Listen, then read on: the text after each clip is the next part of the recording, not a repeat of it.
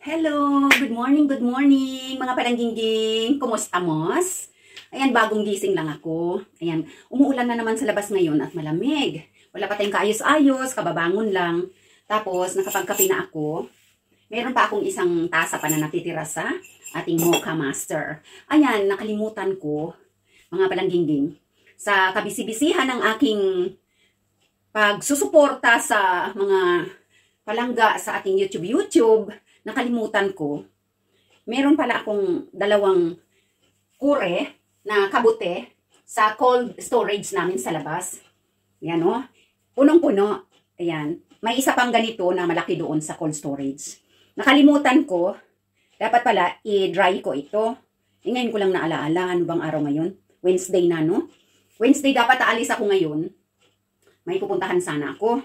Yan ang kinansel ko, sabi ko, baka bukas or Friday na lang ako pupunta doon. Kasi kailangan ko itong ma-dry. Yan. Fresh na fresh, mga palangga ang lalaki. Ito yung nakuha namin doon sa sa pagcamping. Pagcamping namin sa sa Noxio National Park. Ang lalaki. Mas malalaki yung nasa nasa kabilang kure, mas malalaki doon. Ayan, itong Supilo Bahbiro. Ayan. I love you. I love you, mga palangga. Shout out sa aking mga members. Kumusta mos? Hindi muna tayo makapag-live kasi pinapagaling ko pa yung ating nga bells, di ba? So, i-dry ko pa lang guys, ito ang aking dryer. Ayan. So, ang base niya. Tapos, ito yung kanyang layers. Ayan. At samahan nyo ako. Ikamada natin dito. Ayan. Madali lang naman, magkamada yan dyan. Ayusin mo lang dyan. Ang laki. Ito yung nakuha ni Lalab, sabi niya sa akin. Sabi niya, this is your horror mushroom. Sobrang laki palangga, oh. Halos, sa mukha ko na siya, pinutol pa yung paan niya yan. Ang laki. Sabi niya, ito yung horror mushroom. Sarap niya, mga palangging-ging, oh. Igisa-gisa mo lang yan. Lagyan mo ng beef or chicken. Yan, tapos teriyaki sauce na with garlic. Sarap. O di kaya oyster sauce, pwede na rin. Yan, basta kung ano yung gusto ninyong luto sa inyong mushroom. Ayan, so, kumusta ang aking mga palangga dyan? Sila, tika ito parang may black na siya dito sa gilid. So, tanggalin natin yung black. Ayan, para hindi masama sa pag-dry. Ito mga palangga, kapag ganitong fresh, nakikita ko yung kasi napatapos na yung mga mushroom sa kagubatan ngayon. Ito na lang yung strong mushroom na tumutubo pa at saka yung black. Kailang ang black dito sa area namin, wala akong makitang marami. Hindi katulad last year na ang dami talagang black mushroom, halos isang balde, kalahati yung nakuha ko. Itong fresh, sa ngayon, nagbibenta na sila, yung mga nagkukolek din. Pero nasa malalayong mga lugar kasi sila. Yung binibenta na nila ng, may nakita ako, 55 na isang balde. Puno. So, yung isang balde na yun, 10 litra yun. Tapos may nakita rin ako na may nagbibenta na siguro yung marami silang nakolek mga palangga. Marami, ang dami, balde-balde. Kaso walang bumili. Wala nang bumili.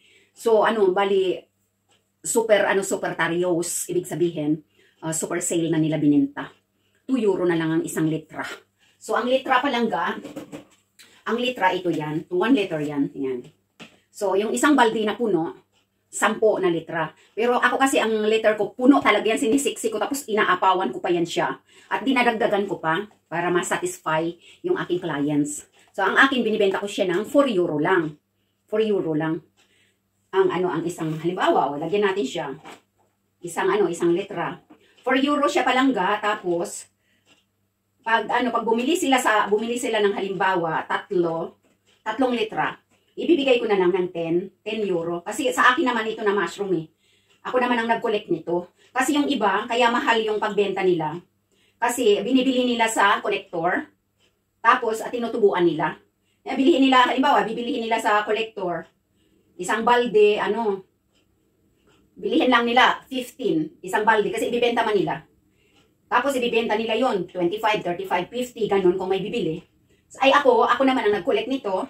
Tulong-tulong lang si Lalab kasi hindi yun hindi matyaga sa sa pagkuha-kuha sa ground kasi matangkad tapos mahirapan yung kanyang baywang. So ngayon dahil akin naman ang mushroom ito, ayan, ganyan palangga. Yan ang punong-puno ko na litra. O, di ba? Very, very, very, very, very fair ako. So yan, bibenta ko siya ng 4 euro. Tapos dagdagan ko pa yan ng 3 pa pag nilagay ko na sa plastic. Yan, 4 euro yan. Ngayon, pag bumili sila sa akin ng tatlong ganito, 10 euro na lang. So, naka-minus sila ng 2 euro. Tama ba ako? Yes, kasi depende sa quantity ng bibilhin nila. So, pag bumili sila sa akin ng 13 liters, sa halimbawa, 30 na litra, so isang balde, 10. Tapos, marami pa, ganyan. Bibenta ko na lang siya minsan 40. Eh, minsan naawa rin ako kasi tumatawad. Sige na, 35 na lang euro yan. Kaysa sa hindi mabili, di ba? So, 35 euro. May clients ako from, basta ibang lahi, hindi taga rito. Mag-asawa, 12 na litra yun. Tapos, sabi niya, yung bayad, sabi niya, ganito na. Sabi ko, sige, patawarin na kita niyan. Kasi naawa ko kasi taga ibang bansa. Taga Asian. So, ako naman nagkukulik. Akin naman na mushroom yan. Hindi ko naman binili yan sa collector para tubuan ko pa. So, bibigay ko, ayon sa aking puso. O, pag sinabi niya, ayan o, Reyna Kingangabil, ano na lang yan? 350 na lang. Sabi ko, sige, 350 na lang. Kasi kaysa hindi mabili, di ba? So, ngayon, yan siya. Yung 1 litra punong-puno sa akin. Yan. So, ngayon, dahil nga, walang clients, wala nang order kasi siyempre wakas na yung mushroom. At saka ang dami pa lang na nagsisale sa marketplace. Mura na. Kasi hindi na mabili eh. Tapos, ang mahirap niyan, sa mga nagkukulek, kapag wala silang dryer na ganun. So, pag hindi mabili, kasi it will last ito sa cold storage 1 week. So, pag 1 week na wala pang bibili, laylay na yan. Hindi pa rin laylay, okay, pwede pa yan. Kaya lang, syempre, parang hindi na halos, fresh na fresh kasi dinanggal mo na sa roots niya sa lupa. So, pag wala kang dryer, kawawa ka. Kasi itatapon mo na lang kapag walang bibili. Kaya yung mga nakikita ko sa marketplace kagabi, kasi nag-check naman ako yan, araw-araw kung magkano na ang price, may mga nagbebenta pa ba, may mga nagkukulik pa ba, ganun. So, naawa ako doon. Foreigner din yung nagkukulik. Hindi ko alam, parang Vietnamese or Thailander. Kasi symbol yung kanyang profile. Ang dami palang gingging. Diyos ko, ilang balde yun. Ilang balde. Bali, nilagay na lang niya sa details na 2 euro na lang daw 1 litra. So, it's okay yun, 2 euro 1 litra kaysa sa itapon. Kasi wala siyang dryer. Ngayon, kung may dryer ka, hindi ka manghihinayang, hindi mo itatapon kasi ida-dry mo.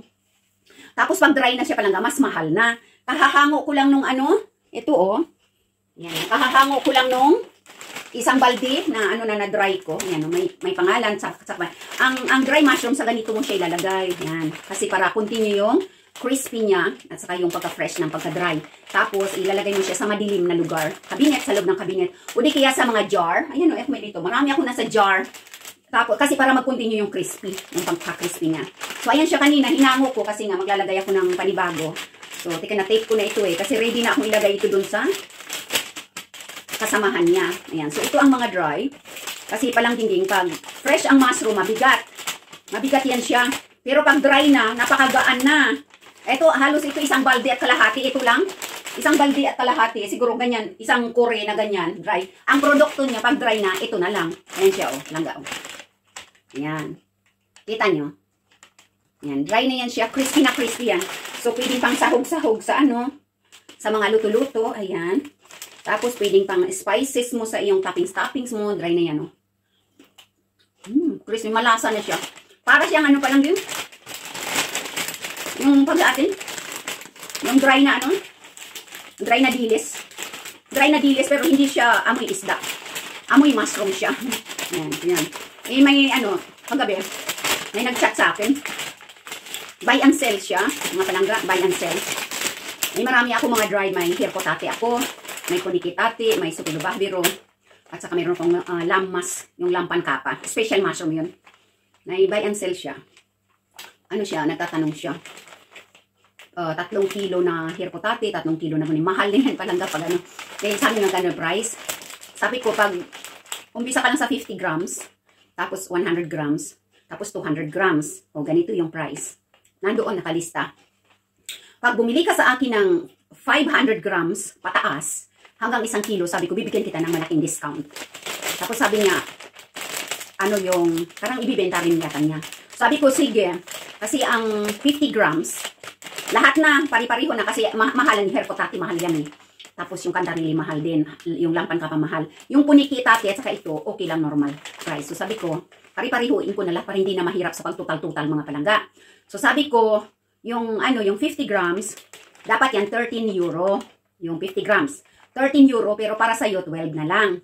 Tapos sabi ko, yung 50 grams,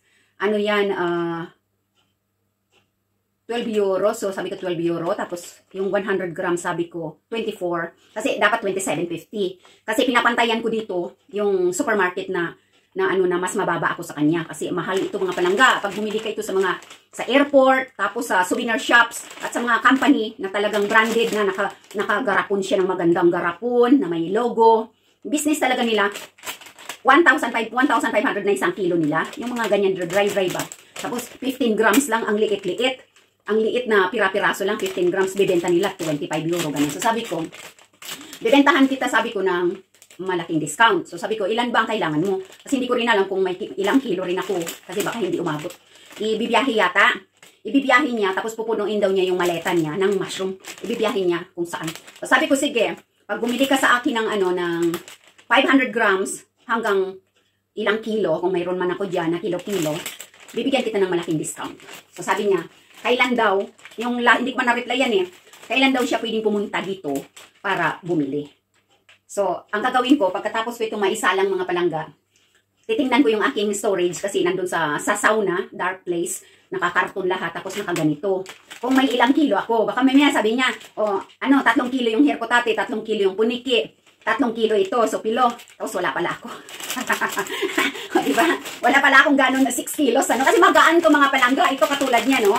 Ito, tingnan natin. Isang baldi mahigit ito na fresh na drinay ko. Ang produkto, pagka-dry niya, ito na lang natira. So, tingnan natin yan kung ilang grama yan. Yan, yung halos, halos isang baldi yan. So, tingnan natin. Hindi, sobra pala. Sobra isang baldi kasi ilang salang yan So, ito, ikilo natin. Tapos sabi ko, titingnan ko kung mayroon akong mga kilo-kilo kasi baka mamaya hindi umobra yung ko. So, ito muna. Lagay ko ito para dali. 0. I-0 natin yan. 0, 0. Yan. O, tingnan nyo palangga, 107 grams lang. Ayan, 107 grams lang ito. Ganyan. Sa fresh, isang baldi mahigit. Sa dry, 107. Tapos, ang electric mo, 24 hours, nagda-dry ka, babangon ka kasi, mo siya, yung layers, ibaba, taas, baba, taas. So, pag ganito na, mahal na siya. Kaya sabi ko, sige, mamaya pag-isipan ko kung magkano ang discount na ibibigay ko sa kanya para makabenta naman siya kasi parang buy and sell ba siya. So, ito yung mga palangga, 100 grams. So, pwede ko nang, magkano yung, grabe ang dami, 100 grams, magkano price ko doon? Hinang ko nga palang dingging. 100 grams.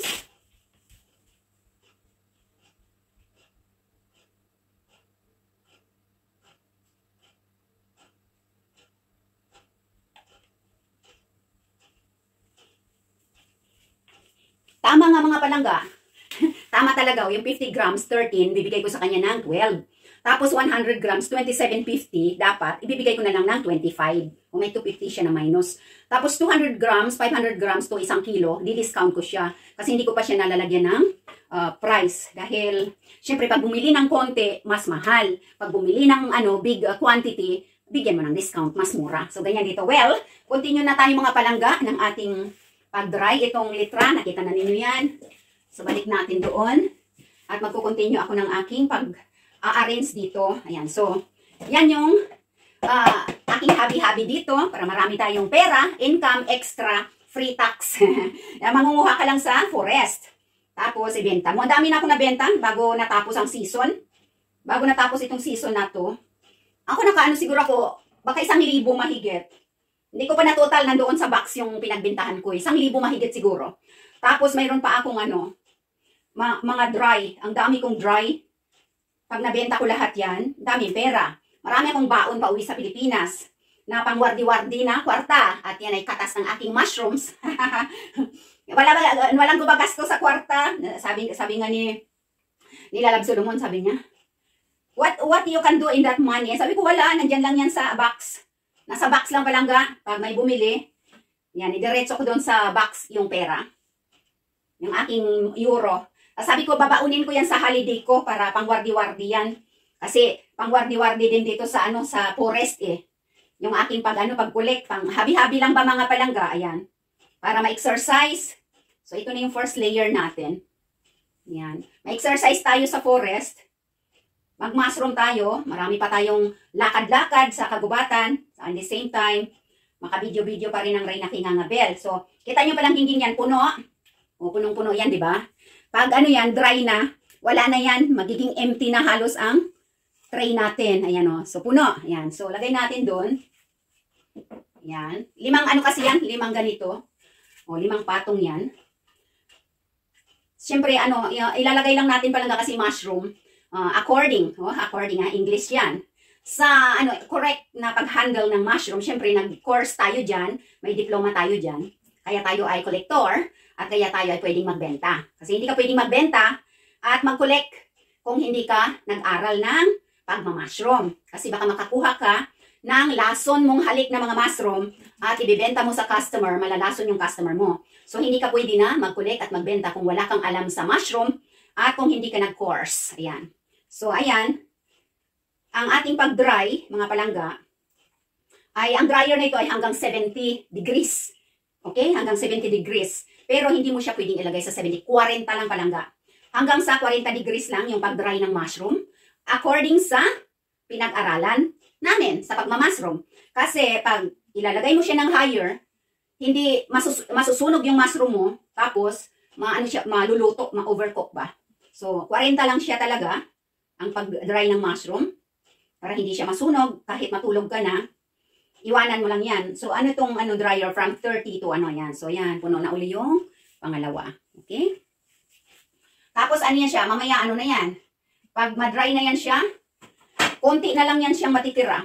Tingnan natin itong isang kure na to. Mayroon pa doon sa ano? Ay, nilagay ko siya sa marketplace. Eh, walang ano? May nag-inquire, pero ano, yung malayo ang lugar. Ayaw ko mag-deliver doon. Dapat kunin nila dito sa ano? Dito sa bahay, dyan sa parkingan namin. Ayaw ko mag-deliver kasi ba, mura na nga lang yung benta eh, tapos ang layo pa. Yun. Maano sana, mabibili sana lahat ito, kaya lang malayo yung lugar nung nag-inquire. Kawawa naman. Sabi ko, magtingin-tingin ka na lang dyan sa ano, sa area ninyo, kasi baka may ano dyan, may nagbenta rin dyan, may nag-collect.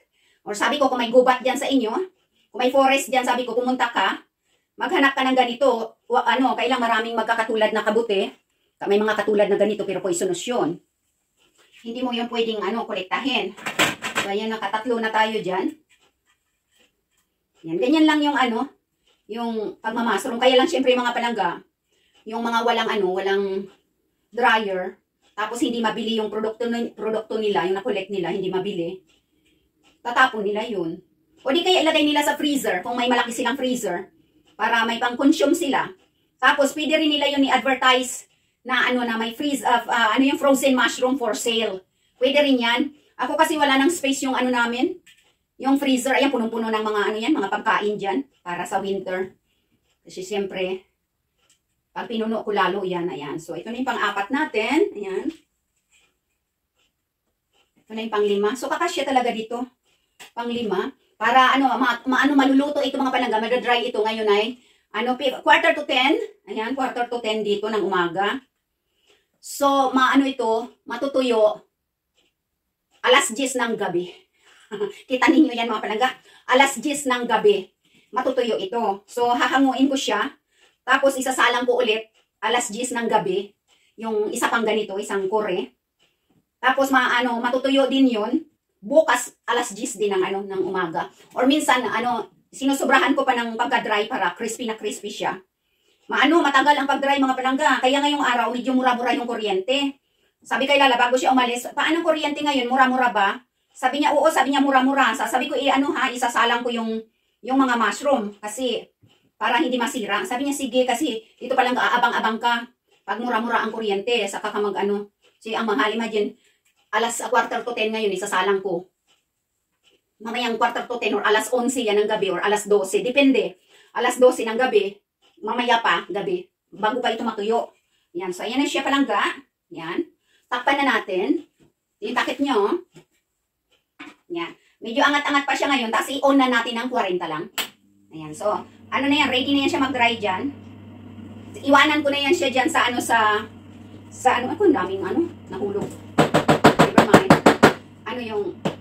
Iwanan ko na yan dyan sa maghapon dyan. Pero ang ginagawa ko kasi, pag nakikita ko na palangga na medyo dry na yung pinakailalim, anuhin ko na siya, yung ililiso ko siya.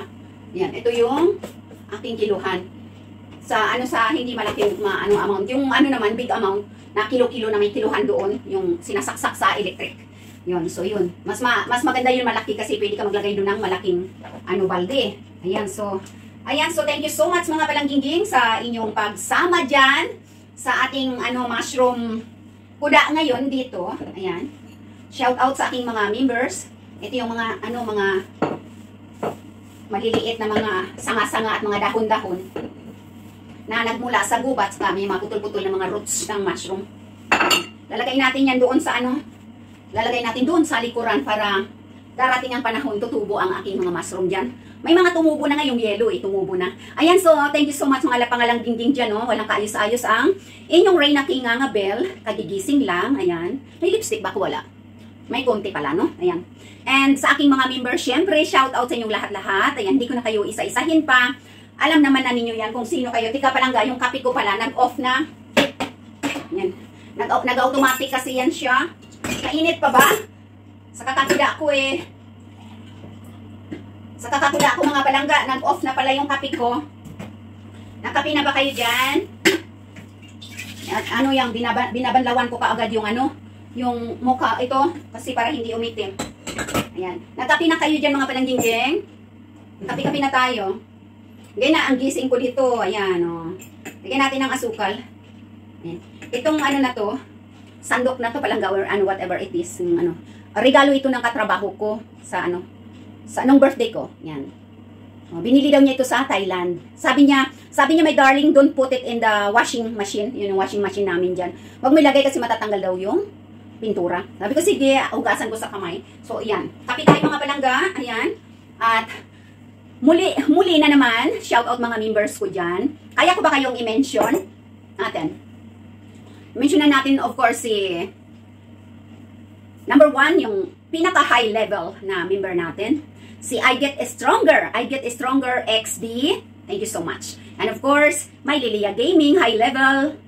Reyna G, high level. Ayan. Kids Evan, Princess B, KCB, Josa Irene Gandara, Basel Beroya, RD Aircon, ayan, tapos Jessa Sarnado, Lorna Tolentino, 4HTV, sana magka-signal ka na, 1 week pa daw na na busy sa planta ni 4HTV, Herbert Raffles, Butterfly Lover, Lalab Risa, ayan, and may Lalab Solomon, myself, of course, and then